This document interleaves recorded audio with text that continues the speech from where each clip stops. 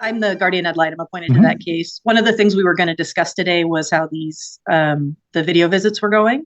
That's what I had us mark down to discuss today. The other bit of information I need to let you know is that I've accepted a position with the Clark County Superior Court, and so I do need to be discharged from this case. If we're able to have those matters discussed today, it would be very helpful. Okay. The first, I'm just looking because I think there was a motion for a contempt, which will be heard on the 8th, having to do with video visits. Okay. So that's actually not on for today, based on service. And at least that's what the clerk's the docket seems to show. The wrong case there. Be helpful if I got the right open on here. Sorry. My report does not have information from Ms. Rosen because the children weren't seeing her at that time. So I'm not sure how that would impact a review of my report. Right. We had come before the court to establish essentially getting that going. And then I think the court wanted to review both of those. And then they just, the Ms. Rosen hasn't been able to, I think at this point still, it took a long time to get mother to comply and get her appointment scheduled. And so my understanding is that's now been scheduled, and but that hasn't given her enough time working with the child to be able to provide anything substantive. Right. So the guardian ad litem report that was filed July 1st, is that your final report on this one? Correct. Yes. And then Your Honor had asked that I report on these video visits and my experience of them. Okay. I'll go back to that. There's a lot of paperwork in it. I'm just going back to get back to the specifics. I'm just looking at the last hearing. Was that from the 8/13 hearing? Look. It's from the 8/6 hearing. Yeah, they were here on the 6th and on the 13th, so I'm not sure. My guess is it would have been on the 6th, because it looks like the 13th was mostly a presentation. Yeah, that's what I'm looking at the notes. So we set it to today to review visits and the jail report. And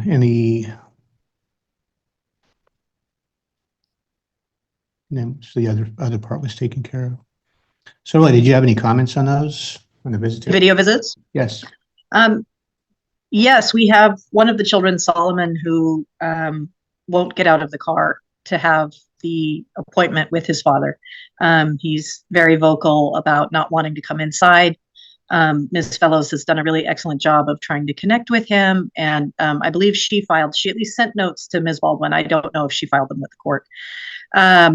He struggles to even make connection with Beth at all. The youngest of the two, Benjamin, does come inside. He's very excited to come in and play with the toys. Again, Ms. Fellows has done a really excellent job trying to direct him to speak with his father. Mr. Ramos does call to him, tries to talk with him. Benjamin avoids the screen. Ms. Fellows and I both observed a behavior on Benjamin's part where he will turn in profile and aim his eyes at the screen for a moment, and his eyes will sort of shake, and he then moves away from the computer. Ms. Fellows has moved all of Benjamin's toys and cars up to the table and then helped him sit at the table so that he's directly in front of the screen. We've encouraged Mr. Ramos, Ms. Fellows encouraged Mr. Ramos to ask Benjamin questions about the toys or ask him what he's doing.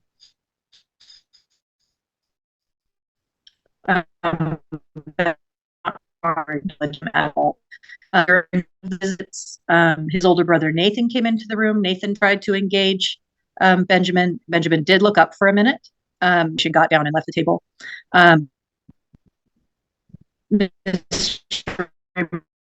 Has become frustrated, but neither of the children at this point are expressing any interest in talking with.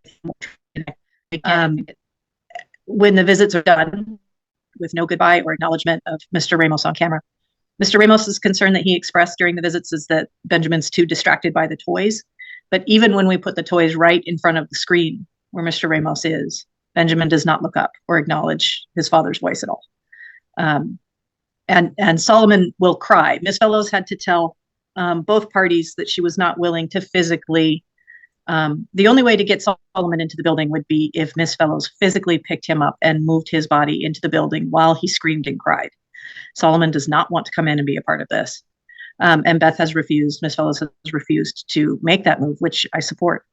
Her concern is that it would further traumatize him in a situation that he does not want to be in. So those are my observations at this point in time.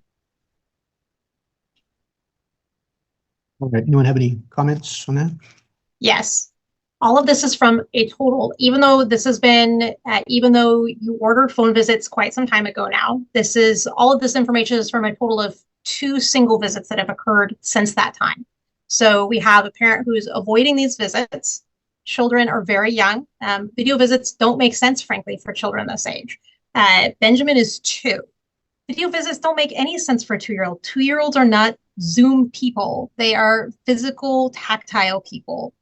A video screen and the concept of you're going to communicate with this person that you love, this person that's your parent through a video doesn't make a lot of sense for a tactile 2-year-old.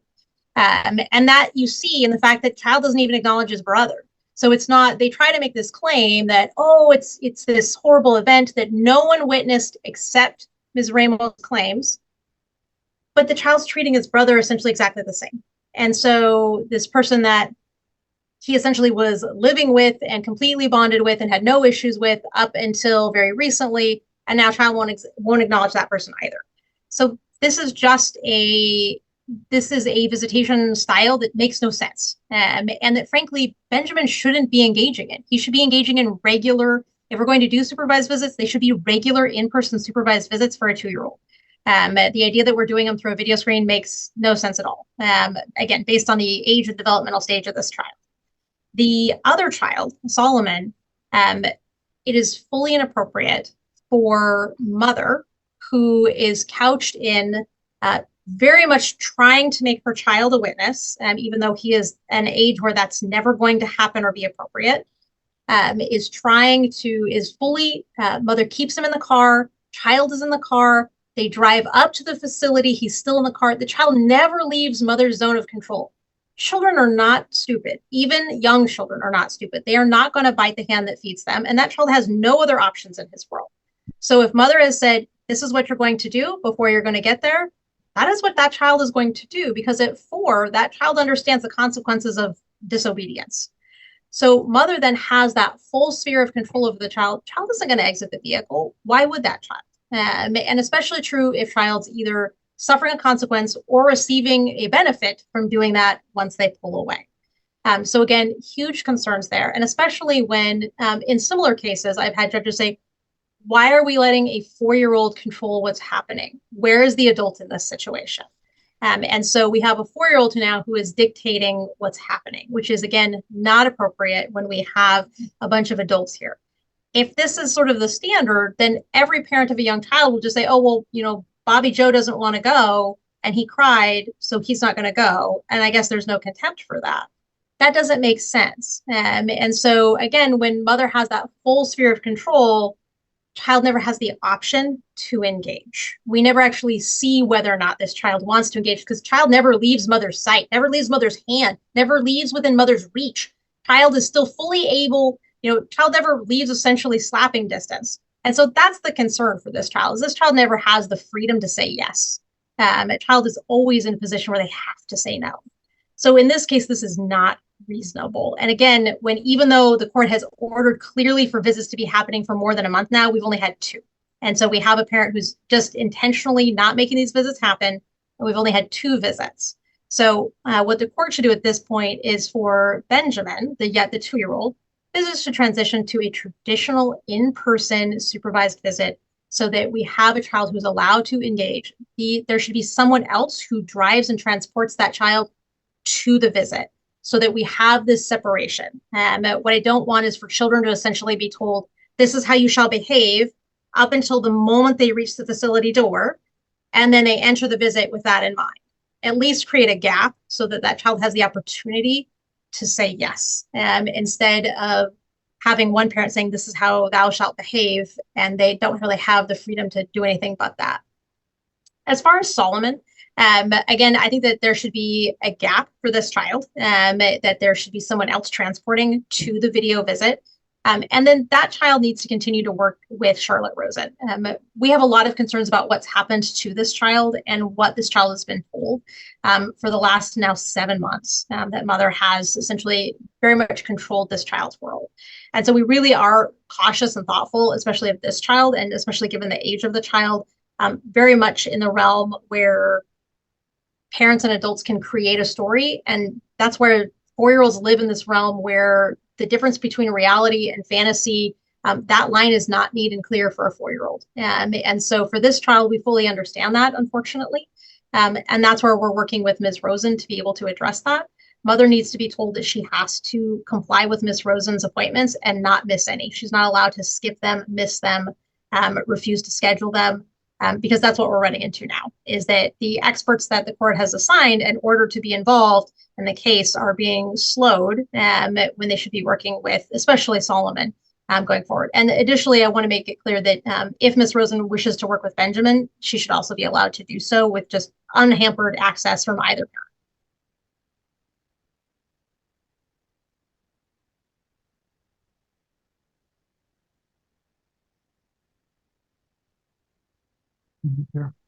Your Honor, am I allowed to respond to any of that? You can. I'm just looking for what was the order that we appointed Rosen to work on this case? Give me a moment. That was before that. Let's see if I don't recall that. It's May 15th of 2024. Clerk's papers 74. That's just a review order, I think. No, May 15th. So it's a agreed order revisitation, reunification. 74. It's entered May 15th. Oh, 74. So I don't remember. I didn't order that. Someone else did.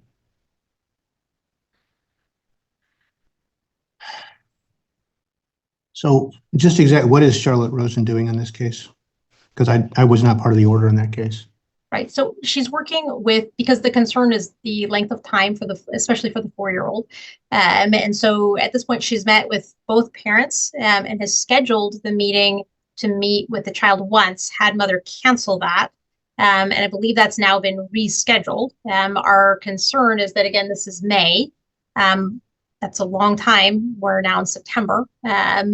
And so that's our concern, is that this has been a long time getting compliance with moving forward. So Charlotte is working to, or Ms. Rosen is working to essentially address any issues the child has and evaluate what those issues are and then remedy them. Okay, have we had any reports from her of any kind? No, because she hasn't been able to get compliance from mother. So if you can't meet with mother or proposal child, of what she's doing or what she's going to do from her? other than I don't have anything other than an order here that talks about her appointment. I guess she has to be able I've to meet met with her twice already, just so that that's out there. She has to be able to meet with the child, though, to be able to make a recommendation. So she's met with both parents, but she has to meet with the child, not just take, And she has met with the child as well, both of them, and Selena. Okay. And So- I actually brought in Selena because so I'm the one that's only wanting one to of us overthink. talk at a time. Hold on. You're next. Let me She wants get to- my question answered, then I'm gonna listen to what you have to say. I'm just trying to understand what we're doing with Ms. Rosen's office, and So she wants to be able to meet with Solomon specifically, because that's the child with the greatest issues. The two, so we have 6 children total that Your Honor has looked at. There's the teenagers we're not talking about today. The 2 older, Selena and Perez, those children already have regular visitation with their father, significant visitation with their father. So not those children. They don't have any issues.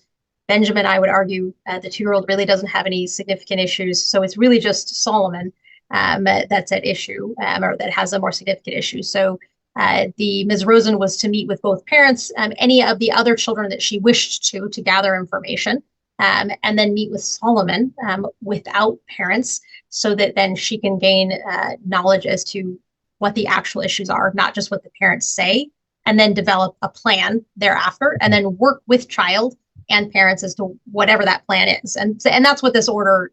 Okay. I guess I'd like to see something from Ms. Rosen's office as to what exactly her approach is, what she's doing, and what the expectation is, because I don't know that. I didn't enter this order, and it wasn't done on a motion. It was done by counsel and a different judge. So, Your Honor, can I respond to some of the things you that were can said? in just a minute, Count. All right. So can you, Your Honor, tell me specifically what questions you want answered, just so I can communicate what that? she's doing and why she's involved in the case. Well, she's involved because we asked her to be. I understand that. Well, maybe that would be helpful if I knew why that was. Okay. And So then you currently agreed to this through counsel and without the court's involvement other than approving and agreed orders. I don't know what, there was no motion filed, so I don't know the basis for her appointment. right. And so I'm as trying to far as, understand that. yeah, so as far as what she's doing, are you looking for her plan or her approach or? Why she's involved and what the plan is and how this is moving forward.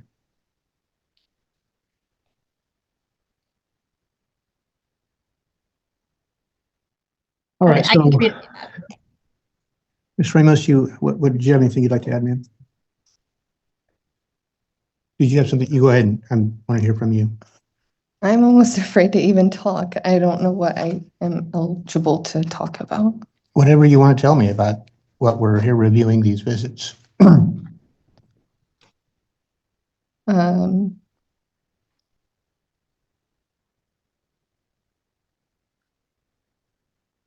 You don't have to say anything, but you sounded like you wanted to say something, and I want to give you that opportunity without being interrupted. So. Right. This is abuse litigation. And so that's what you're there's no way to really explain all of this. It's just to cause psychological and emotional and financial devastation. So I'm just walking through these, and I do comply with everything. And I have a doctor's note for Selena because she was the one homesick. And that's why we missed the last appointment. But we had one on the 19th. We had one on the 27th. And I don't know if you've gotten those reports from the video. I don't have any reports at this point, I don't think.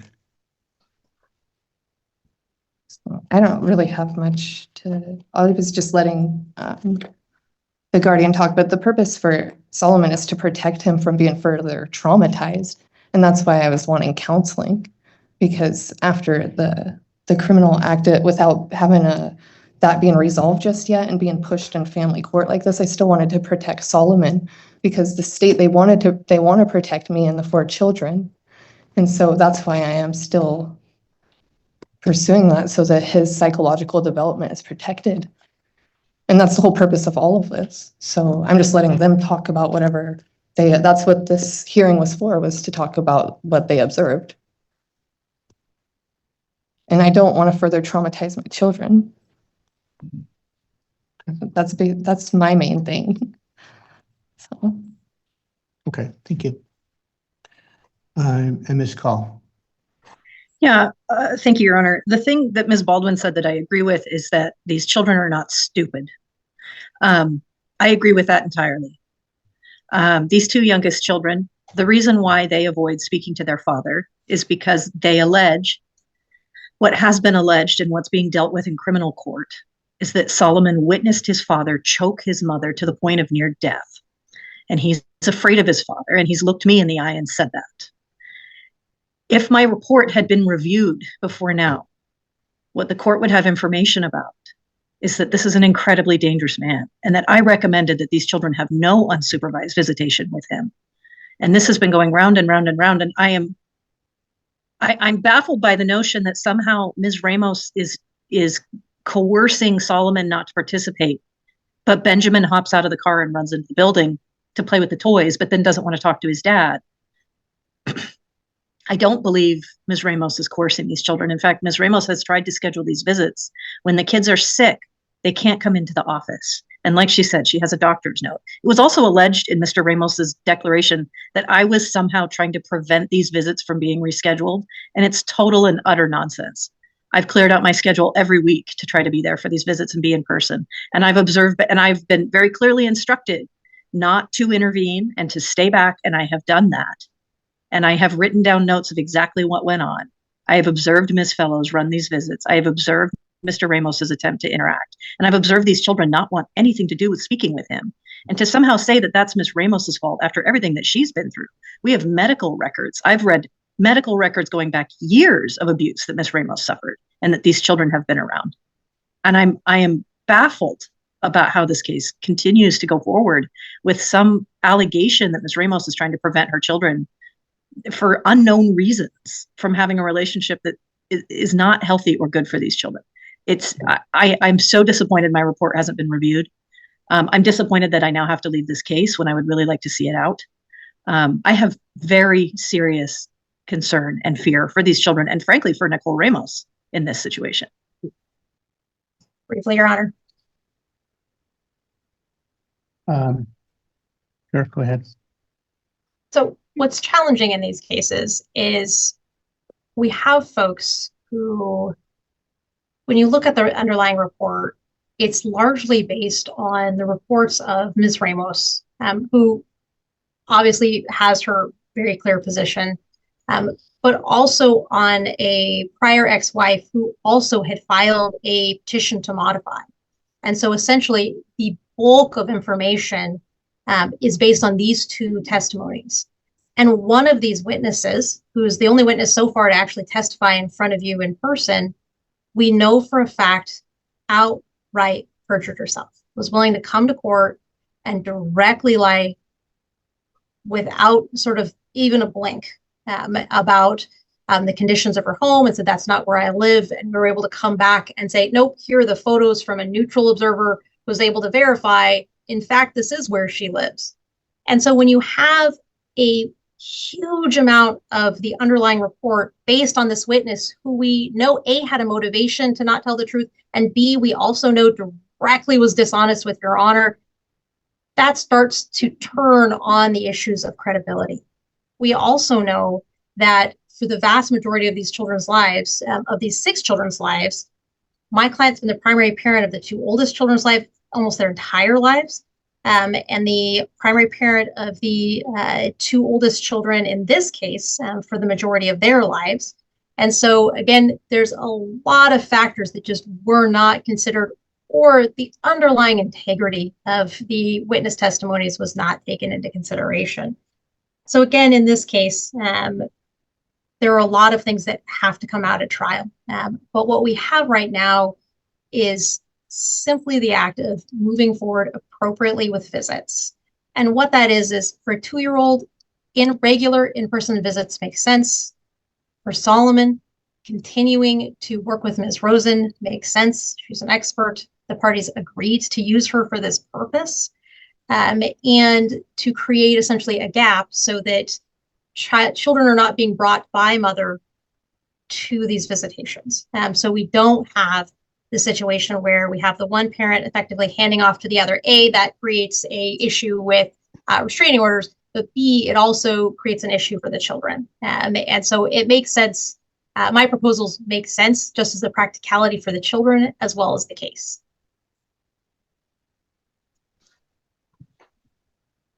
Well, the order that we're currently operating under, I was rereading your report, Ms. Call, and I'm looking at I'm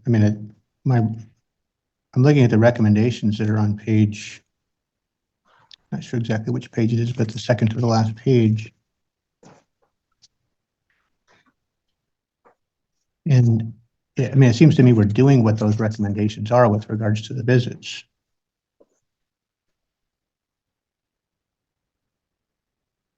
I'm looking at the July 1st.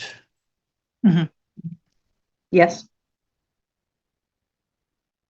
So I guess my question today would be are you changing that recommendation? I mean, that's the recommendation that where we got to where we're at today. My struggle, Your Honor, is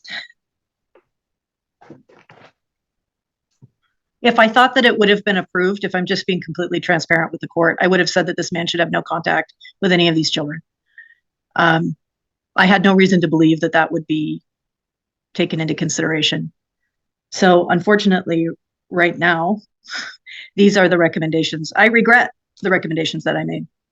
It was I received things that came after the filing of this report that have only increased my fear of who Mr. Ramos is and the impact he's had on these children's lives and the impact that he will continue to have. Just to be completely transparent, Your Honor, that's where I'm at. And I know that that's a questionable thing to say in open court. The thing that I would highlight for Your Honor is that Mr. Ramos had a psychological evaluation as well as a domestic evaluation. I've requested that a couple of times, both as an interim recommendation and in this final. I feel like I'm grasping at straws to figure out how to keep these kids safe. The reason why Solomon and Benjamin are the only ones who express fear of their father at this point is because they're the only ones who have not been around him for the last several months. And we have statements from the principal at school. I'm gonna. Mr. Ramos has come in and coached the children in the school. We have statements from people throughout this report that are extremely troubling.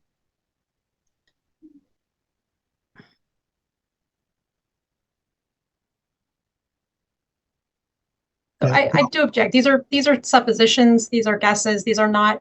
These are not guesses. They are suppositions. They're examples of control, his way to keep control and to keep the control. Everybody, I mean, I'm working off a recommendation. That's what I have to work with. Yeah. I'm assuming the recommendation is your recommendation. If you're telling me that's not your actual recommendation, that's problematic. It creates. I understand. Court. And I understand your employment situation dictates probably a withdrawal, which means we probably have to get another guardian ad litem to probably go back through and I guess reinvestigate or supplement the investigation or something. I support that entirely, Your Honor. And I would request that it's someone with a lot of experience and a lot of background in domestic violence.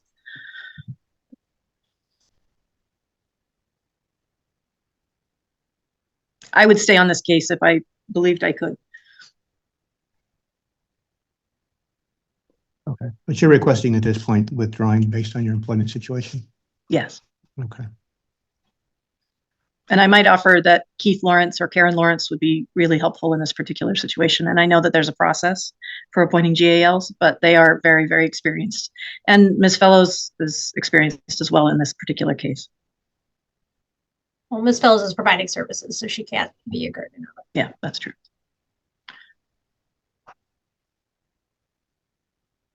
I wouldn't have any issue with Keith Lawrence. That's fine. If Your Honor wants to reappoint someone. If you want to go by the process, that's fine too. I don't know who's on our list right now. Who's next on that list? Yeah, who's next on the list? So she can't because she's Sherry Ebald and then Keith Lawrence. Yeah, either of those would be fine. Ma'am, do you have any objection to Ms. Ebald or Mr. Lawrence being reappointed as substitute for Ms. Call? I do think that it needs to be someone that is educated in domestic violence and maybe has some type of master's degree in that type of psychology. Otherwise, they won't be able to identify what's going on. I might be speaking out of turn, but I believe Ms. Ebald does have that training and background. And I'm not sure about Mr. Lawrence's educational background, but I know he has a long history of working in those cases. Yeah, both are competent. Yeah, I don't have any issues with either. And I would expect they would both have training. So I'm fine to just take the next one on the list if we're just selecting. Yeah, so let's go with Ms. Ebald as a replacement. So we'll appoint her. I think what I'd like to do, and Ms. Call, I'll go ahead and relieve you of your position at this time, subject to at least passing on any information you have to Ms. Ebald, so she's not starting from scratch, just because that would be a waste of a lot of her time. At least she would have whatever you gathered to work from. Obviously, she's going to need to do her own investigation, but and I think what we probably should do on that basis is we're coming back on the 8th anyway. So I'll get an order appointing Ms. Ebald, and I think I'm just going to put it on for review on the 8th, and we'll get from her what she thinks she'll need as far as time before we set any dates. Do you want me to draft that order, or is Your Honor going to draft that order? I'll let you do that. What do you want to do for fees? At this point, I'd probably suggest county pay. My client, I'm fine with that. Okay. At this juncture, given where we're at. and I'll just put a star and it can be reviewed later. Yeah, that'll work. Your Honor, I believe at this point I've gone 5 to 7 hours over the allotted. Can I request payment from the county for that? You can Thank you. send that to my attention, so I will.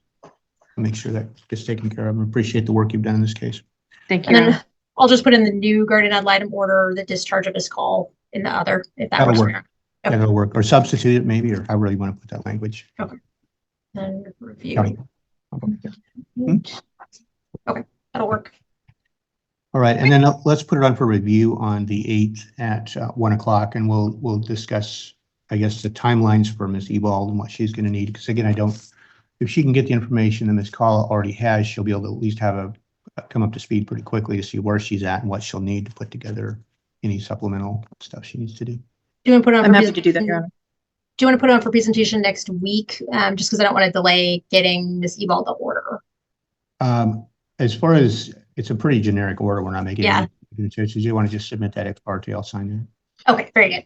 I'll still send a copy to Ms. Ramos, but if you'll just review and sign them, Yeah, then it won't cause a delay. It should be the same order that we currently have in place, so there's really no changes to the order other than she's substituting in for Ms. Call. Yeah, that's fine. And I can't remember if the first order was county pay or not, but I think at this point that makes sense.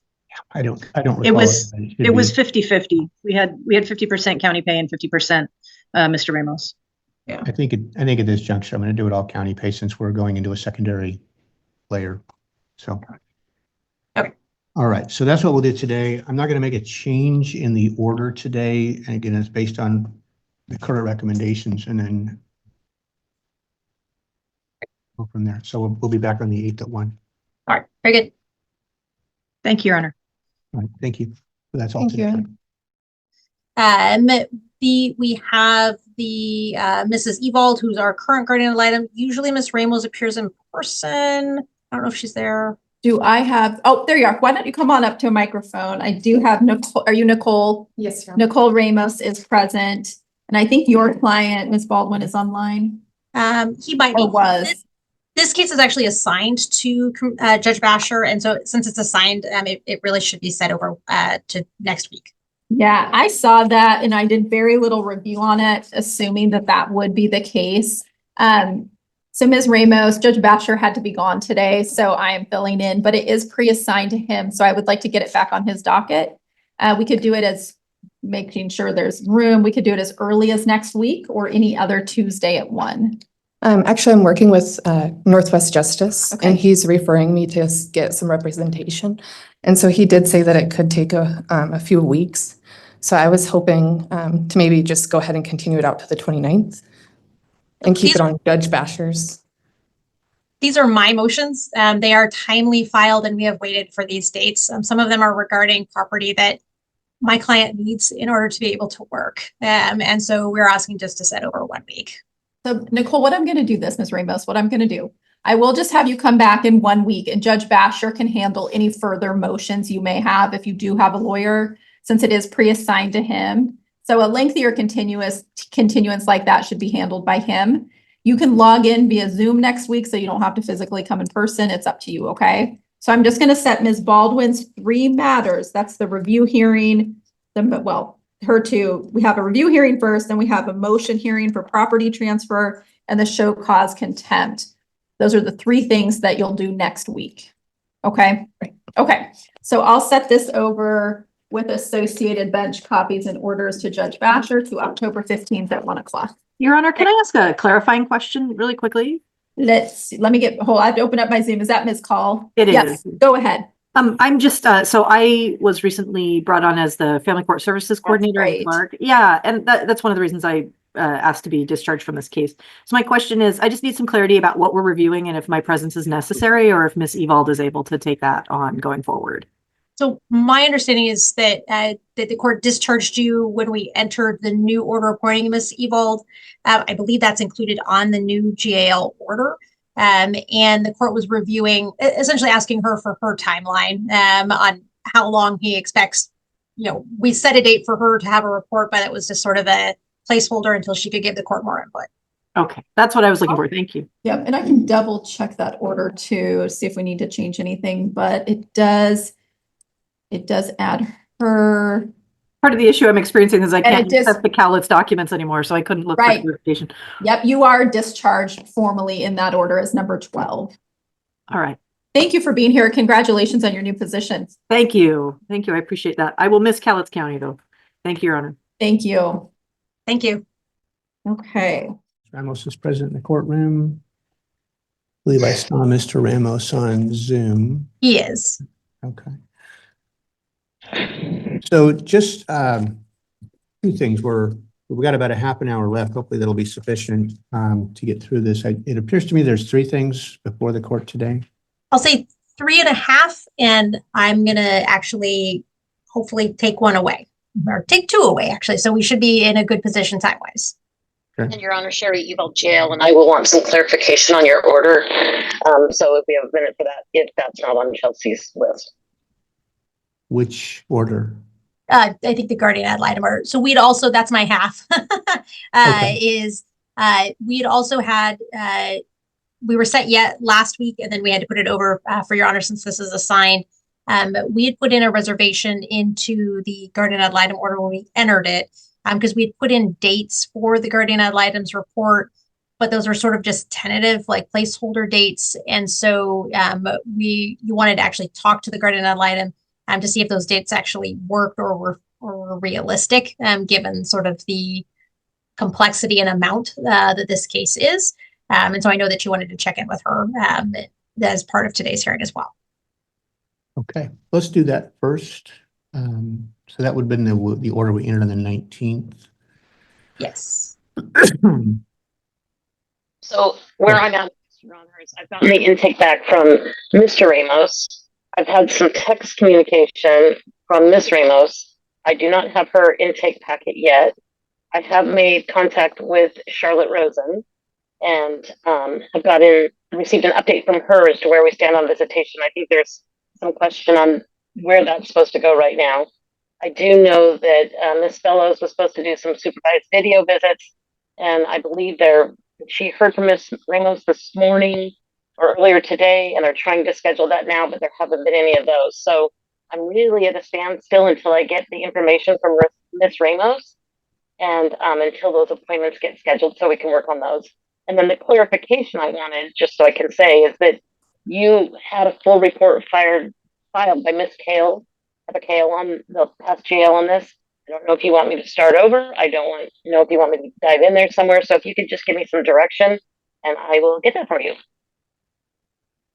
Sure. This is a very unusual case. It's very complex. And the prior guardian did a great deal of work on it. So what I would suggest doing is if you can review whatever information she provided to you, and then I guess I would go from there.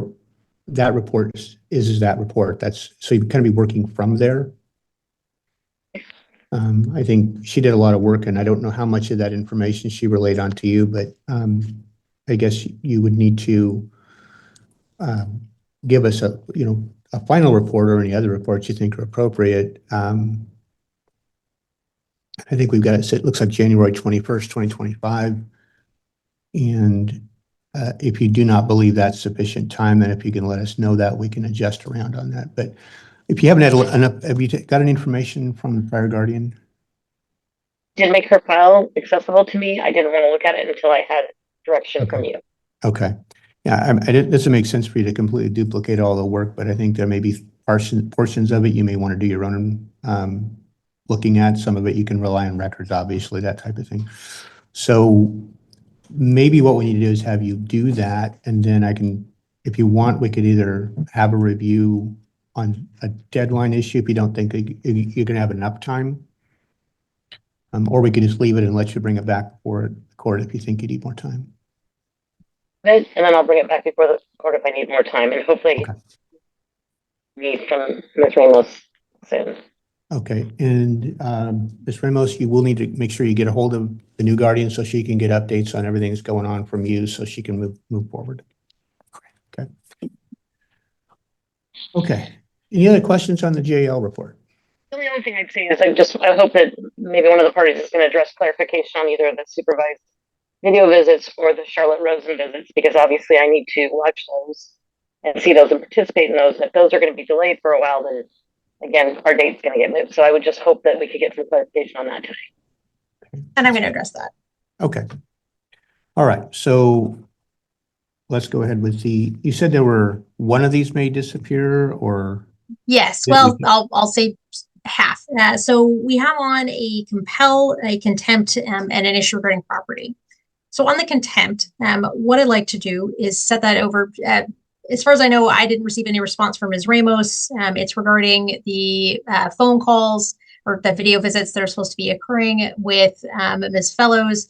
And really the question that this turns on is the child refusing, or is the mother sort of making the child refuse? And the best evidence to answer that question is really Ms. Rosen and her reports. And so my proposal would be to set this out 3 weeks and to allow Ms. Rosen to sort of complete at least her initial investigation, or her initial, I shouldn't say investigation, but her initial meetings with the child, but with the caveat both in as to Ms. Rosen and as to Ms. Fellows, that when either of them set the appointments, no one's allowed to decline them. No one's allowed to not do them, to say, no, thank you, I just don't want to do them. Because we've had a lot of issues and a lot of delays. The order for Ms. Rosen was entered significant number of months ago. The order for phone visits was entered more recently. And we have these huge gaps where we have people just saying, I'm not going to do that. And so I think it would be helpful if Your Honor just said, hey, if those providers make a date, everybody's going to make that date. And then we'll have updates from those providers that I think would provide clarity for everyone, one way or the other, on whether the child's refusing or whether or not the mother's essentially requiring the child to refuse. Ms. Ramos, is that workable for you? Just keep in mind that I am a stay-at-home parent for 5 children. And sometimes there are, like the last one, like Miss Heather Kell brought up, she's trying to hold me contempt, but my child was sick, so we missed the appointment. It's not that anybody's saying that they don't want to go. And then those prior ones for the weekly visiting, the video ones, we had ordered to do 4 weeks beginning the 19th. And so I did schedule that first one with Beth the 19th, and then we did another one the 27th, which we have that report here. And then the children were sick, so obviously we missed some appointments. And I have 5 children, 2 of them got sick. The Solomon was throwing up, that's why I have the pictures, just to show documentation. And then I have Selena's doctor's note, like Miss Heather Kell also said, you know, that I do have documentation that shows that it's not that I'm like not Okay. complying. And then we do have another visit scheduled. We just had visits with Charlotte. There's 2 visits going every week. And keep in mind, I'm taking care of 5 children. So there's 2 weekly visits that are an hour long. One's going to be the video visits, one's with Charlotte Rosen. Mhm. And then we also have, you know, soccer, we have church, we have school. Okay. So Solomon's in school till 4. And sometimes their schedules don't allow the same availability. So there's possibility that a week will lapse just because their schedule doesn't work with ours. And that's not that we're not complying. That's where I'm kind of confused that Well, it's the intern, like, here's that what I'm here's what I need to have you do. contempt. Okay, if the providers come up with an appointment and it all works for everybody, that needs to supersede soccer or Right. even school. If that's what I suspect they're not going to set an appointment during school. That's unlikely, but they could. If your child is sick and goes to the doctor, that's obviously going to be a reason why, and we're going to have documentation why it didn't happen. I suspect that the providers don't want to have a kid thrown up in their visitation room. So the question I have is, are you willing to do the appointments as they're scheduled to the best of your ability? That's what I've been doing. Okay. So and I think if we set it out 3 weeks, we'll have a better picture of where we're at. So Ms. Rosen specifically asked the court, and I'd asked the court to do a bench order so there's no delay, that just says, essentially what you said, that if Ms. Rosen sets an appointment or Ms. Fellows sets an appointment, that overrides everything else. That mother can't set a dentist appointment and then say, oh, well, there's a dentist appointment now, and sort of use that to sort of undermine or If those I types have documentation good. of the dentist appointment already previously scheduled, Just let them know that. that wouldn't be me just coming up with a dentist appointment. You just need to let them. So I have to show that documentation each time that I'm telling the truth that I did have a No, dentist let- appointment scheduled, Let that Miss- it did interfere with the, Let Miss Rosen know, and she won't make an appointment when you've got a dentist appointment. that's what I've been doing. Okay, and that's not gonna be an issue. Your Honor, Yes. is there a way that we could do one visit per week for scheduling? It's kind of difficult to accommodate 2 days a week, one for the video visits and one for the reunification, I'm especially with Solomon being in school. not. Solomon is not school aged. I'm not. He's in changing the preschool, order which is good. indicating appointments with Rosen or Fellows are to have priority over any other appointment or activity. And the parties are to make their best efforts to attend. And then if we could just make sure that Ms. Rosen, I assume if Ms. Rosen knows that you've got a dentist appointment scheduled in 3 weeks or in 2 weeks, that she will not set an appointment at that time. And then if something comes up where the child needs to go in to see somebody for whatever reason, again, absent they get hit by a car and they gotta go to the emergency room, that's obviously a different situation. But if we're setting up an appointment, you'll know when those appointments are and you just need to schedule around them. So, and let Ms. Rosen know and Ms. Fellows know what your regularly scheduled things are, and they'll try and work around that. They're not in a goal to try and make this difficult. They want it to work for everybody. So that is the order I will sign today. Very good. And let me know when you're ready for the next issue. Give me just a second here. I want to make sure and then we'll set that motion over 3 weeks to the 5th. Yes. Okay, and then we'll take a look at that and see how things are going. Very good.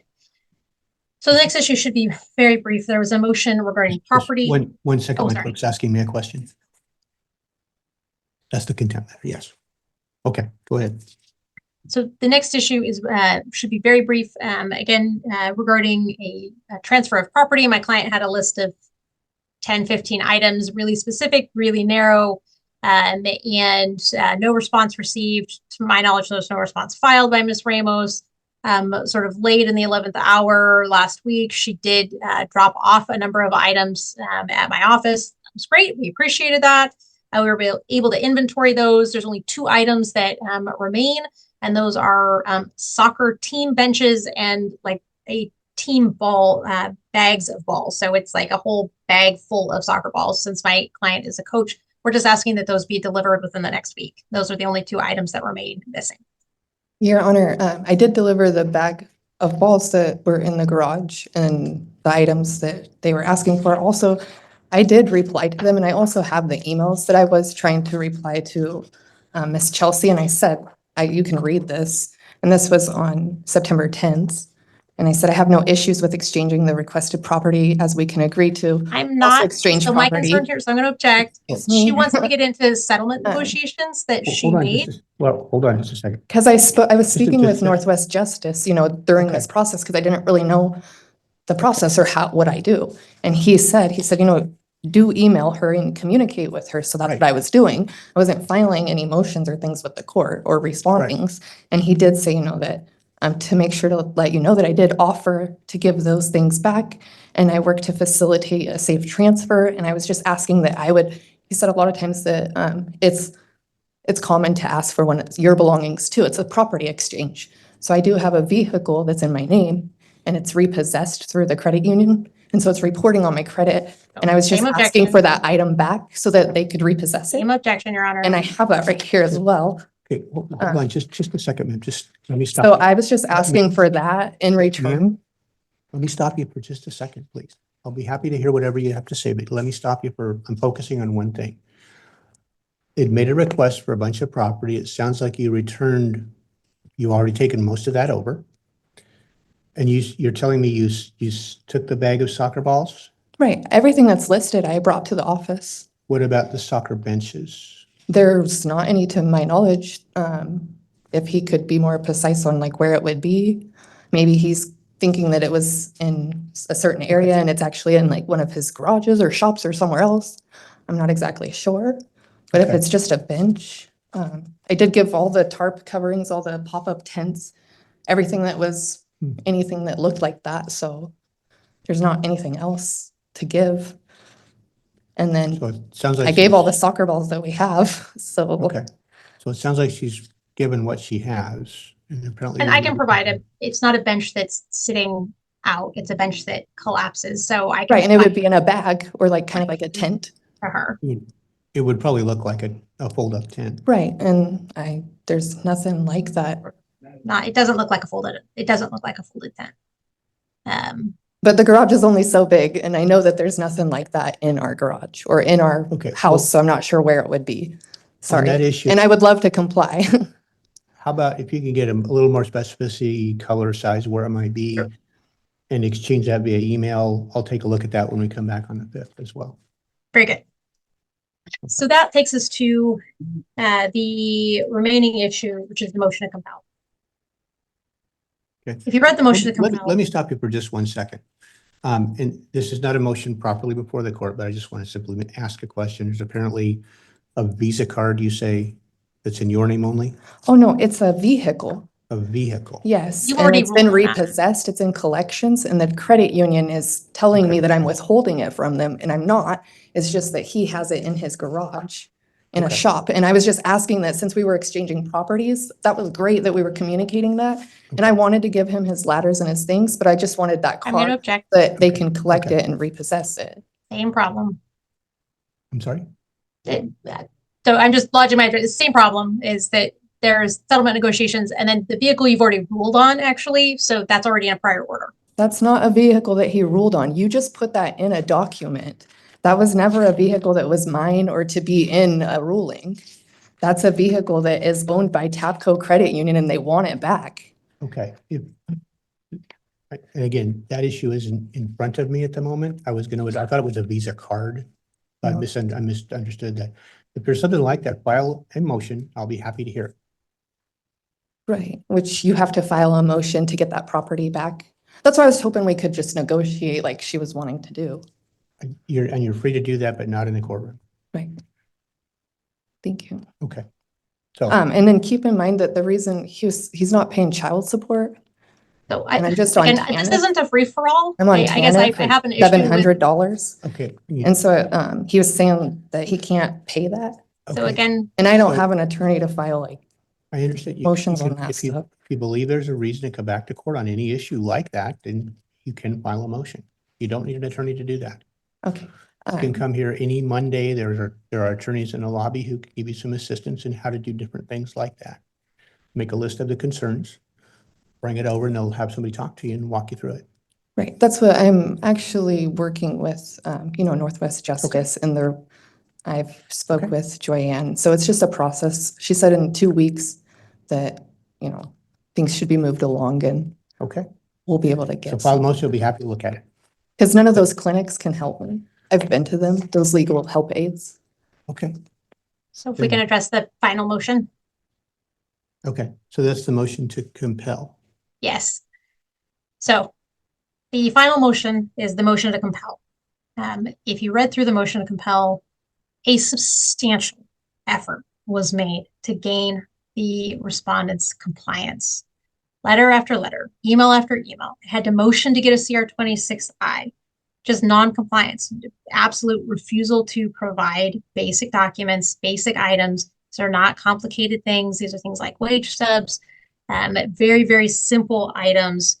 And again, substantial effort made to get her to comply, and she provides nothing. I provided hard letters. Here's the list of things you haven't provided. She doesn't provide. We do our 26I. We agree on a date. She doesn't provide.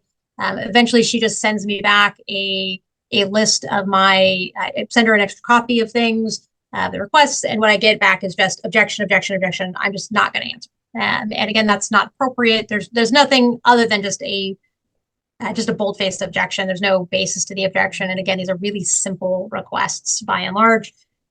This has taken us an inordinate amount of time because I had to motion the court just to get a 26I. The court then set that out to 2 weeks just to do the 26I with her. We did the 26I. I gave her extra time. I gave her extra time after that, then filed a motion. That's 3 more weeks. So here we are, months and months down the road, just trying to get basic discovery.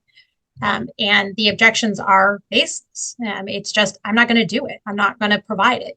And these are basic things I need to be able to proceed in the case. So you're asking the court for an order to compel. I'm asking for $1,575 in fees. That represents 3 hours of my time. That is far less than what this has taken my client to get to this point. And more than reasonable given the substantial efforts. And I'll just say, she's not my client. It is not my job to handhold her through this process. And nonetheless, that's what I've done, trying to gain compliance and avoid having to file this motion. So after all of that effort, we're still in a place where I don't have those basic items that I requested. So I am asking the court for the order. I'm asking the court for the fees, and I'm asking to review this November 5th. Yeah, As you recall, I did have an attorney up until July, I do. and she was working. She did reply to the discoveries as they were requested. And then after that is when we started together taking care of the discoveries. Mhm. And then I was seeking legal counsel because there was a lot of questions that were conflicting, especially with the criminal case. The prosecutor had said, those are things that he would need to be present or have, they're asking for my social media information and a lot of different documentations that don't pertain to the parenting plan or to this family law.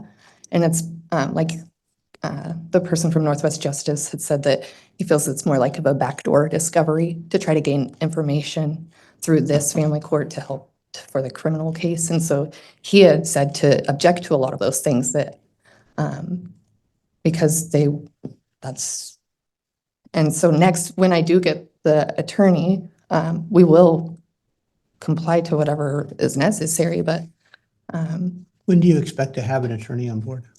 she said 2 weeks. She said I should hear back in a week, and then by 2 weeks. I was speaking with Joy Ann today with the contract attorneys because Northwest has referred me to Wakaiyakam. They didn't have anyone available. And so they also referred me now to the contract. So I've just been seeking every avenue that I can for any type of assistance. And this is only, if you think about the domino effect, this is just, I was a stay-at-home mom for years. And then there was, the criminal charges of the assault too and the reckless endangerment of a minor child, which that brought the domino effect of what's happening now. So he filed for divorce and he's filing all these things on me, knowing that I don't have financial stability, knowing that I'm a stay-at-home parent and that my day and my life is just, that's what it's been. And so this is, I'm doing my best to try to keep up with all of it. And so I've sought many legal, because I don't have the financial stability. And I'm just on TANF. That's why I'm not sure why they're asking for pay stubs when I'm on TANF and I have it right here. You can have this copy.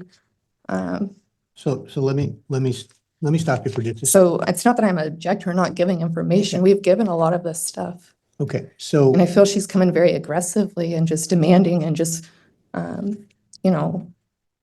okay. If you have an interrogatory that says provide your pay stubs and your source of income is TANF, that right, would be which that's been provided. okay. If that was provided, then that's fine. I don't know what all each of these is. I've just got a list of things. But there are very few objections to discovery that are going to be they're going to hold up. It doesn't have to necessarily be specific to this case because if it can lead to information about this case. So it's a very loose definition under the discovery rules. So a couple of things, and I'm just trying, I can't give you legal advice. I'm not allowed to do that. I'm trying to give you some guidance here. If you simply say, I'm not going to answer a question, if you do that, then the end result of that typically is if there's at a trial questions about that, you wouldn't be able to testify about it because you haven't answered the question here. So it's kind of a domino effect, like you're saying. So this case is It's related to the criminal case, but it's not really related to the criminal case. If, So for oh, example. let me finish. Let me just listen, okay? Mhm. If the prosecutor's telling you something, then they probably need to come and show up here and tell us why they think this shouldn't work. And you're going to get an attorney in, it sounds like in a couple of weeks.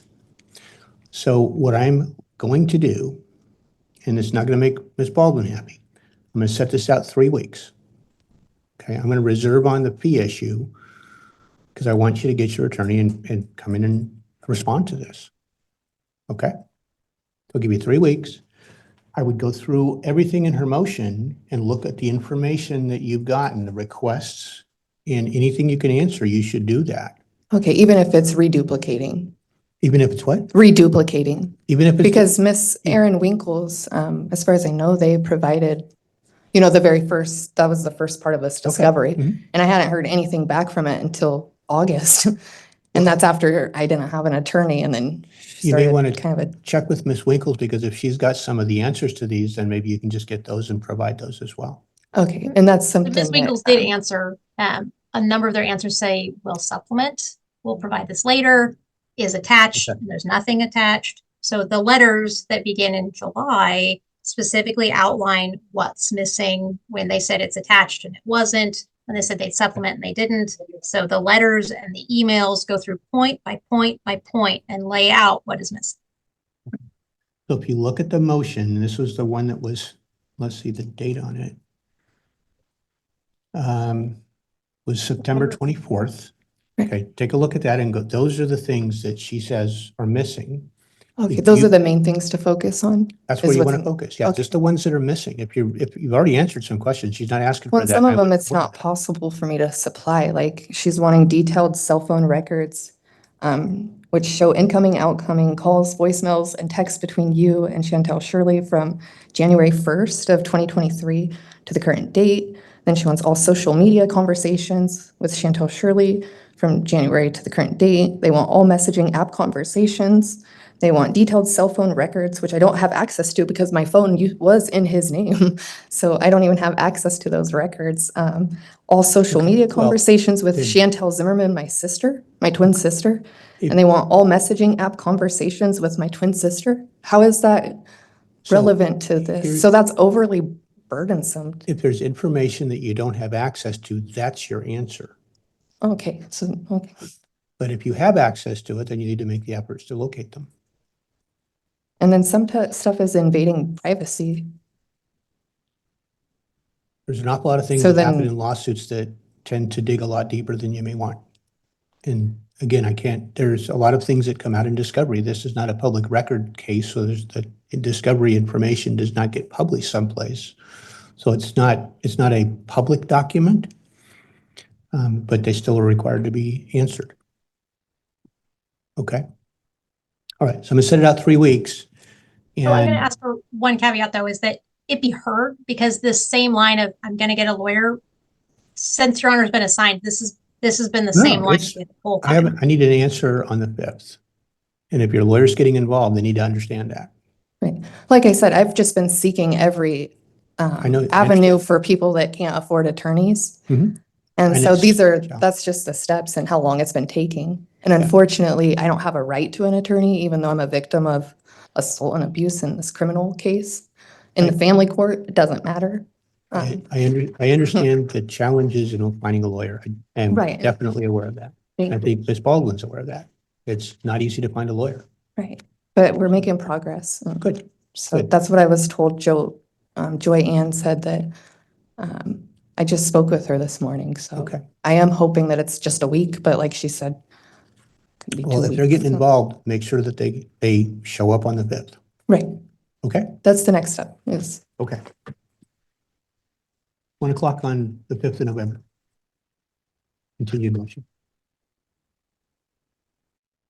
I think that's everything on this case today.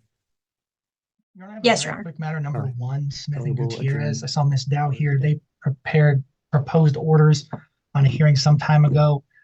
We had an issue where we didn't see an email from staff was going through our spam filter. We figured that out last week. Apologized to their office. I have no objections to the form of the order, but we just didn't see it until recently, so I wasn't able to provide that notice to anyone. Is it No the objection. Smith and Gutierrez? Yes, Your Honor. Okay, I think I do. Let me see if I've got an order on there. I didn't see any objections, so I assumed. And I wanted to make sure that Ms. Dow wasn't stuck sitting around any longer if it's just a no objection to order, so I wanted to try and call it. Your Honor, I believe we did deliver an order for signature. I have a bench copy. I don't have an original. Huh. I could have our courier run that over, Your Honor. We did receive an email from them also with it. So if the court doesn't have it, I can run that over with our courier this afternoon for signing. That'd be good. And that's just the order on motion for default. So I'll enter that order when I see it. Your Honor, I do have something else to say about this matter and to request of the court. This particular motion for default never should have been brought. The court reserved on attorney fees on that issue, but this order should have been entered ex parte back in May when the court ordered us to do it. We waited and waited. We tried time after time to contact Mr. Baldwin's office with no response. We finally had to draft the order, and again, with no response. And I understand things get lost in the shuffle. There are problems with email, but our client is quite low income. She doesn't have the resources to waste money on stuff like this. So I'm inclined to ask the court to award separate attorney fees for having to do this today.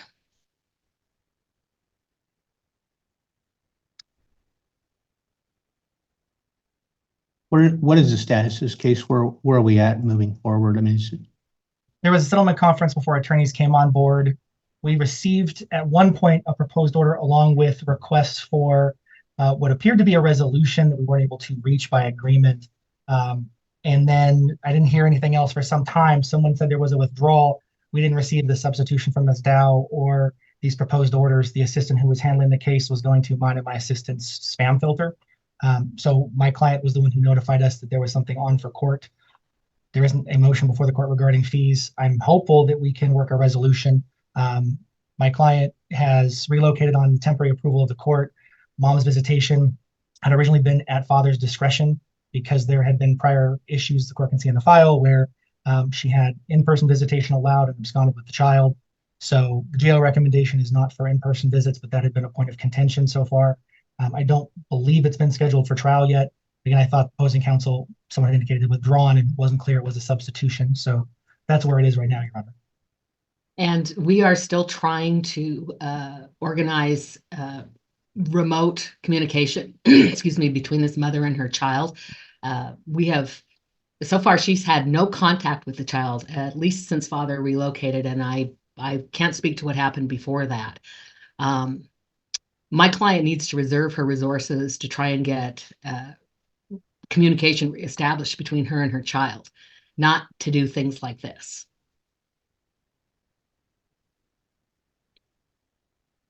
Yeah, well, I'm not going to order. I mean, this was heard on May 7th with Ms. Petrie, then was substitution in August, and then it was a proposed order denying default. I'm not going to order fees at this point on at that specific request. Fees are reserved as far as the case goes. It may go into the calculation as far as the whole settlement, but at this point, I'm not going to order additional fees. I will sign the order that was presented, though. Thank you, Judge. Thank you, Your Honor. I have a proposed orders filed. I don't know that I have any orders to actually sign. I don't have any objections. Your Honor, if I may say something with your permission. Yes, good afternoon, Your Honor. The proposal that I have, what happened is, Your Honor, my previous attorney has withdrawn from representing me. And I paid her $5,500, but she refunded me like around $1,700.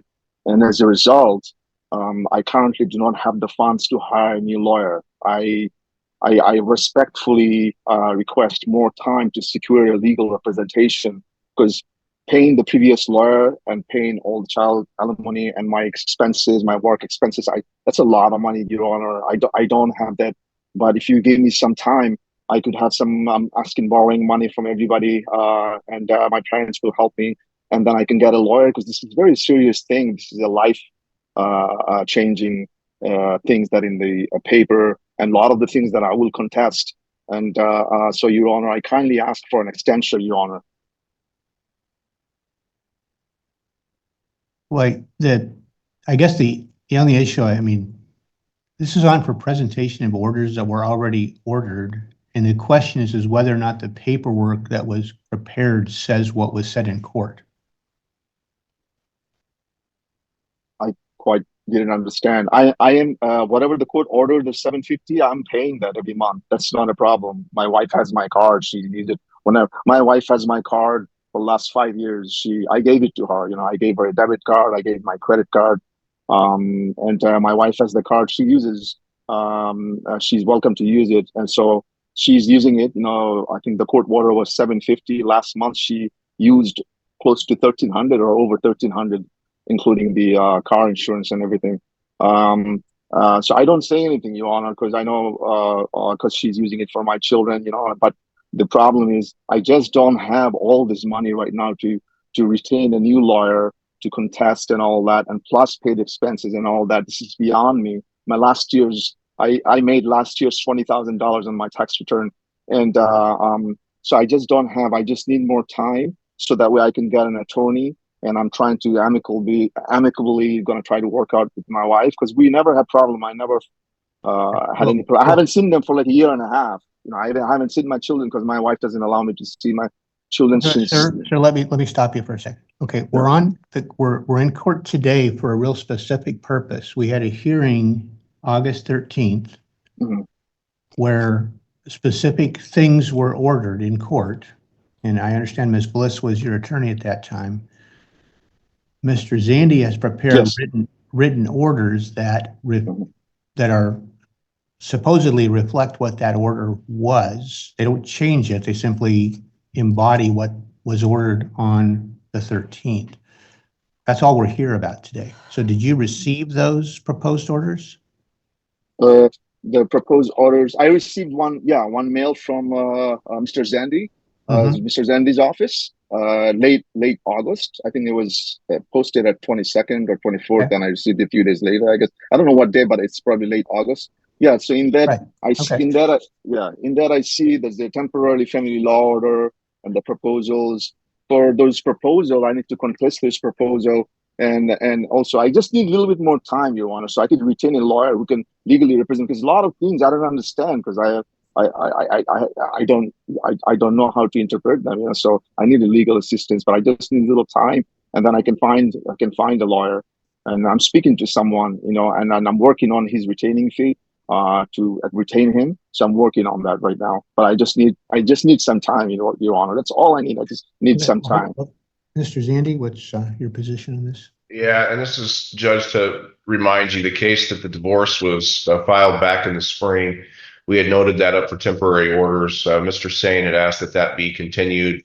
We did it upwards of about a month. Ms. Bliss got into that case, asked for another continuance. The court granted it. There was 2 or 3 different continuances. Your Honor finally heard this case in August, about 2.5 months after temporary orders were initially docketed for.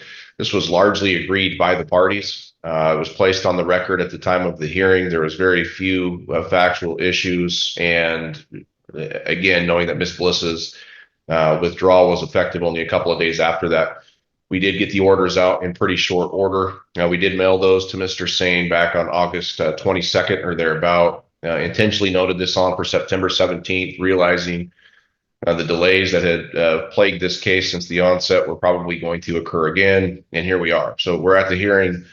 We've been here for 50 minutes, and he's asking for a continuance of what was largely, if not entirely, agreed a month ago at the hearing when he did have counsel. They reflect that agreement. They reflect the order of the court. I'm asking you enter those so that we can get along and get on to the GAL process, so that we do have something in place. And he's yet, to the best of my knowledge, I let him address this back when Judge Scudder, back on, I believe it was July 9th, ordered at one of the set overs, he was to pay $750. He is, to my knowledge, yet to do that. So again, we're just continuing to waste time, spin our wheels, and go backwards on a case that frankly should have had a GAL appointed 2.5 months ago. So we are here. We are asking you to push this along. to sign the orders as presented so that we can at least have that done and proceed to the next phase of this litigation. Well, sir, I'm Your, looking. Your Honor, may I speak with your permission one more time? The order that he talked about, that my previous person, I didn't understand anything. She didn't explain to me anything. I asked for joint custody, and she said the court order for $750. I said, yeah, that's fine. My wife has my card. You know, she can use it whenever she wants. You know, and so she card for whatever the court order was. She's been using. Last month she used this for over $1,300. You know, but I didn't say anything because I didn't say because it's my family, it's my children, so I didn't say anything, but I didn't have money, Your Honor. That was from my credit card, so I have to pay that because I'm a self-employed. I work from day to month. I'm a licensed broker, so I don't get salary. If I do a sale, sir, let me stop you for a second. Okay, we're not going to re-argue what was done in August. Okay, we had a hearing. I made an order. I'm looking through the notes from the clerk from that hearing. I reviewed through the paperwork that was prepared by Mr. Zandy. It seems to reflect very specifically the order that was entered in court, the oral order that I gave. I'm inclined to sign those orders. The issues that you may have some other issues you want to address as this moves forward. This is a temporary order, and this is the order I entered, I issued when we were in court in August. So unless you've got a real specific piece of the order that you believe is different than what I said in August, I'm inclined to sign these orders. So, Your Honor, to my understanding, the temporary family law order you're talking about, Your Honor? I'm talking about the orders that you would have received in the mail late August from Mr. Zandy's office, which is right. Yeah, that's the file that I'm looking at it right now that Mr. Zandy sent me. And I have parenting plan and the temporary family law order. So I don't know which. I see parenting plan. So I don't know. There's a lot of things, Your Honor, I want to contest. And so I had a child support order. I see that, Your Honor. So which one are you referring to? I'm referring to all of them. Those right. They seem to say just exactly what I said in August. So, Your Honor, I wanted to do that, but my lawyer stopped representing me. And how am I going to come up with all this? Sir, let me stop you. Your lawyer was here when we did this. I did not know, Your Honor, that she agreed with this. That she agreed with, because I told her at the beginning I wanted to join custody. Okay. The right to see my children. Okay. Well, sir, this is the order that was entered after a hearing where you were represented. These are the orders I'm going to enter. If you go back through and you want to listen to the record, you can hear what I ordered. If you come back and say that there's a mistake in the orders, in other words, it's something different than what I ordered, I'll be happy to look at that. But they seem to reflect exactly what I ordered back in August. So I'm inclined to sign those. You certainly have right to get yourself an attorney and proceed forward. But at this point, Mr. Zandy, I'll need to have you send over some new originals. I don't seem to have a signable copy. Your Honor, also. I probably should have came over at the time, Judge, but I'll have those over here probably within the next hour or so. Okay. Your Honor, I made $20,000 last year. How am I going to pay $1,500 a month? Okay, Mr. Sain. I have to commit suicide, Your Honor. I have no other way. Mr. Sain, this is the order that I entered in August. If you think there's a reason to change it, you may want to get some legal advice on how to go about that. Yes, I want to get some legal advice, Your Honor. I want to get a legal attorney. So okay. Can you give me, Your Honor, it's a little bit time, like 1 month? 1 month. This has been set over like 5 months already. I'm not going to set it over another month because this is the order that I entered in August. Can you give me 15 days, 2 weeks? At least I will have a chance to contest this. 15 days, Your Honor. Nobody's going to have any problem for 15 days. I'm going to say, sir, no. This is the order I'm entering. If you think it needs to be changed, then you could file something and we'll take a look at it. But I'm going to enter the order today because this is what I ordered. So I'm not going to be able to see my children, Your Honor. I'm never going to be able to talk to them. I'm never going to be able to see them. Sir, take a look at the parenting plan. It's whatever's in the parenting plan. I'm not going to go through it step by step, each one of those things with you, but if you read through it, it says what the parenting plan says. Yeah, all this parenting plan, Your Honor, I wanted to contest a lot of things I wanted to contest. I understand that, sir. What So I'm can I telling you- contest, Your Honor? If I get a lawyer, can I contest? Would I have the right to Sir, contest? I'm not going to give you legal advice today, other than you need to get some legal advice. So I'll sign those orders when I see them. Well, thank you. All right. Your Honor, so when you sign this order, am I going to receive those copies of the orders, or You have copies of the orders that I'm going to sign. Right. I have it already. Yes. So I thought you were saying. Okay. So Your Honor, so how many days will I have to contest for this order? Like with a legal representation? Is there any timetable? If you wanted to appeal them, you've got 30 days to appeal them. You've got 10 30 days to appeal. Okay. If you want to file some kind of reconsideration. Okay, 30 days to appeal for reconsideration, right, Your Honor? And 10 days for a reconsideration. In 10 days. In 10 days. Okay. In Right. 10 days for reconsideration. Okay. 10 days for reconsideration. Okay, Your Honor. Okay, Your Honor. Okay, thank you. Have a good day, sir. Okay, thank you. Good afternoon, Your Honor. Okay. I did not have any indication that this had been served. That is correct, Your Honor. We had emailed Ms. Kozad. We are, Ms. McGregor. We are currently unaware of her whereabouts. And so we had emailed her everything because she had previously responded to email. We were hoping that she would show up today so we could get an email, or we could get a physical address to serve her at to expedite the process. But it looks like since she did not appear, we are going to have to go through other means to try to get her served. I would ask the court set this matter out for 1 month. That'll allow us time for service and for a response and reply. Well, the show cause, you need a new show cause to get her served under with a new date on it. Yes, Your Honor. So I can't really just reset that. I mean, it needs to comply with Rule 88. The other question that may come into play on this one, based on your motion, I don't think that state of Washington is currently involved in this case, but there's an indication that your client may be applying for TANF, which I would assume they'll need to be noticed. Yes, Your Honor, we're unsure of that too. And that's another reason that we were trying to get this into a hearing is the state has been unresponsive for my client. And so we are honestly trying to figure out what is going on. He did not have the child on any kind of state assistance, but the mother did. And somehow he got his taxes garnished for paying child support when the court order had her paying, not him. Your Honor, it looks like the state of Washington just turned its camera on. I'm not sure if Ms. Russell. it wanted to interject in this case. Ms. Russell, is your office involved in this case? Not yet, Your Honor. There is open case in the tracking system.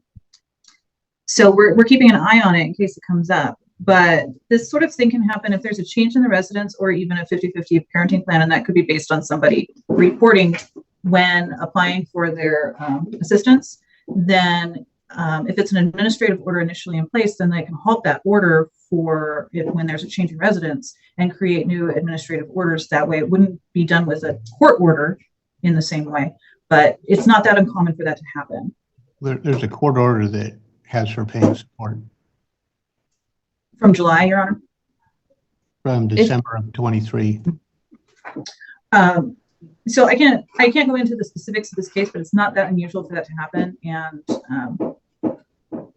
a call to the case manager should be. Yeah, so I know she's working with paying support, and my concern was there was some indication that he may be applying for TANF based on the motion. So I assumed that you probably needed notice on this case, but if not, that's fine. I just wanted to alert the parties to that. So I'll strike today. We'll wait for another hearing. I knew we were looking. Thank you, Your Honor. Here, so welcome. And it was set over from the 27th, continued. So I guess at this juncture, we set it over from 8/27. And Mr. Pino, did you receive a copy of that report? Yes, sir. Okay. And Mr. Zandy? We did, Judge. Okay. So this was originally on for back in July for temporary orders. So we were waiting for the report. We got the report. So do you have any comments you want to make on that? You want to start with me, Your Honor? It was originally your motion, I believe, wasn't it? I believe so. I guess I'd start by saying it's always somewhat complicated when we're here on a GAL review as to whether that's just to ensure that the GAL has issued that report and the train is essentially still on the tracks, or alternatively, if we're going to ask to make changes to any existing orders. I would submit that I have reviewed that report along with my client. Now we've given that some thought. And essentially what Ms. Lawrence is concluding, or at least recommending, is that things stay largely the same as they are now, which has kind of been our position from the onset of this case and the arguments that you heard back in July. Again, this is a young child who is virtually a stranger to dad. And again, that's piggybacking on Ms. Lawrence's term, and we certainly agree with that. Dad hasn't seen the child in about 2.5 years at this point. I think the information contained in the GAL report and some of those findings are concerning. Again, it validates a lot of the initial concern that you heard me argue a couple of months ago, and you saw my client plead in her declaration related to some issues that dad has had with some hostility, some anger, some issues in domestic violence, some past substance abuse. Will tell the court that I talked to Mr. Pino after the last hearing. I was pleased by the attitude. I think he hopefully wants a relationship with his child, but he has a long way to go at this point. And so does the child, more importantly. And the fact that we now have a probation violation for this issue in which he is, it appears to me, trying to bait animals in to hunt and was pulled on the probation for that, that's problematic. More problematic than that is the kind of the attitude that we see throughout Ms. Lawrence's report and investigation with him, in which he says, well, I want things to be my way or essentially no way. And I don't want to ease into visits and ease into a relationship with my child. I just want it now. Doesn't recognize the fact that this is not about him. This is not about my client. It's not about the parent's best interest. This is about this child's best interest.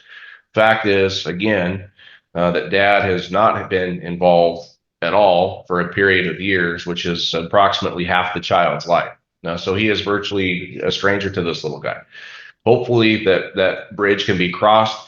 But again, it's going to take some work. And from what I see in the report, and I've highlighted certain findings in there, what I can see is that we've got a dad who just doesn't want to take the initial steps. He's more concerned with his own comfort and his own desires over the best interest of his child. And again, that is extremely concerning.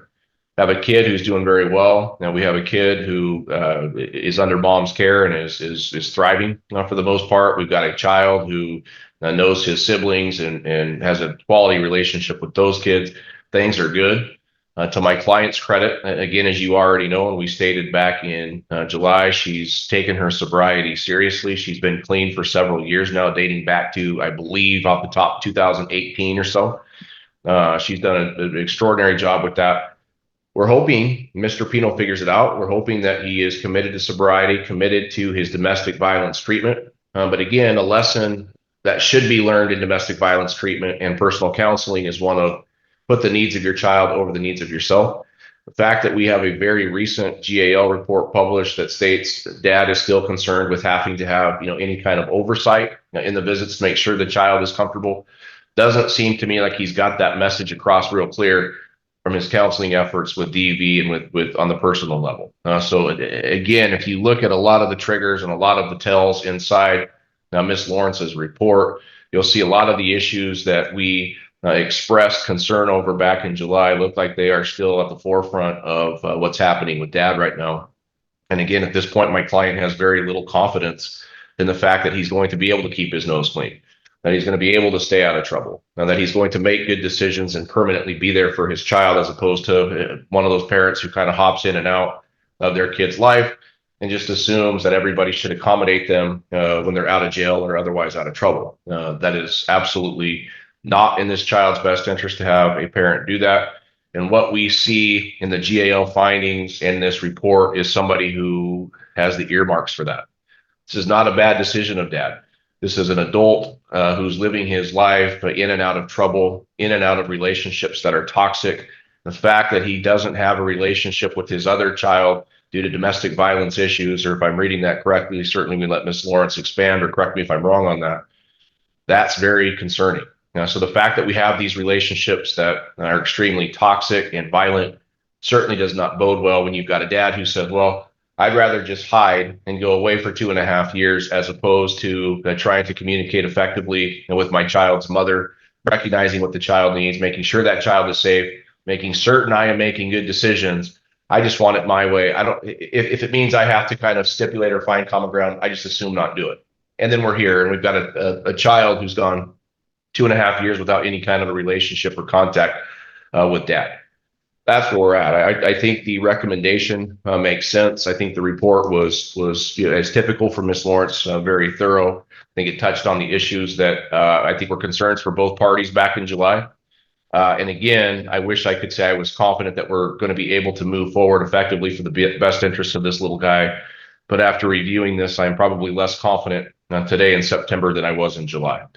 So my client is willing to basically adopt what is contained in Ms. Lawrence's recommendation. Again, she, like me, thinks that makes a large amount of sense. But this is a case where there is a lot of work to do to mend that relationship, and for dad to prove to this court and prove, more importantly, to his child that he will be a lasting impact and a positive influence in this kid's life, as opposed to somebody who's just going to come and go. That's where we're at. As I said back in July, we would like to proceed with caution. I think that makes the most amount of sense to make sure, again, that dad is serious about this and dad is going to be a lasting influence in his child's life.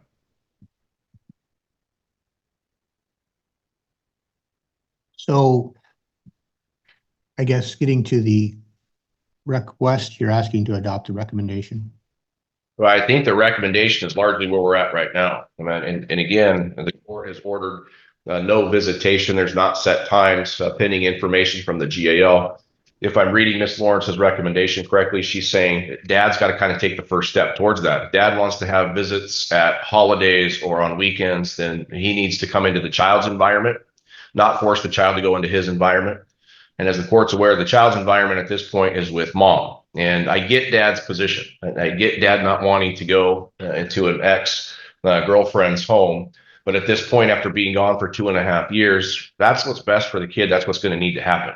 So the same thing, the same olive branch that my client has offered for the better part of 2.5 years that he's never taken. We gave you the information and showed you that through text messages and the like, where she asks him to come to birthday parties, asks him to come over for holidays, and he largely ignores. Counsel, let me stop you. My question is, are you asking we adopt the recommendation? Yeah, I think that's exactly where we're at. So you can do one of two things. You adopt that record. Oh, that's a simple request. So you've answered the question now. Okay, thank you. All right, Mr. Pina. Yes, sir. Do you have any comments you'd like to make with regards to what we do next? Yes, I'm not opposed to supervised visits. I'm willing to do that. I was pretty much against it at first, but I talked to some family and friends, and Okay. After hearing their input, definitely opened my mind a little bit. Okay, so the recommendation, and you received that, you're okay with, we adopt that at this point moving forward? Can you go into detail? Well, it's the same recommendation you got. It's that child stays with her, supervised visits weekly there at the house. Okay. For at least 8 weeks. Assuming you do all that, then we would go to some expanded 6-hour Saturday visits for 3 weekends a month. Some phone calls, possible video visits, your birthday. So it's basically the recommendation. So it's kind of a step in contact with him. Perfect. Okay. All right. So Ms. Lawrence, I did have a chance to review through your report. And do you have any comments other than your recommendation that you've laid out in both the public and confidential report? Is that still your recommendation today? Yes, and Mr. Zandy basically covered it all. So I agree with everything he said.